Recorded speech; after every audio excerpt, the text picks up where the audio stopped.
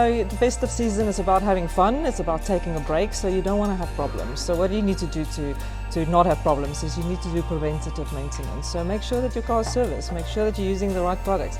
You know, we often go like people want to use cheap products, and it's going to cost you a lot of money and pain, you know, with potential problems on the road. And I think also, especially in Namibia, you know, people drive far, the distances are long, you don't want to break down. There's a lot of sand, it's very dusty, it's very dry, it's very hot. So use the right products. I mean, Motul has a product for all the OEMs out there, all the viscosities you need. And I think sometimes people forget that you have to do brake fluid as well. Check your brake fluid, check your coolant. It's warm here. We need to make sure that those engines are running cool in the heat. So yeah, I think it's important to give yourself stress-free holiday and really maintain your car.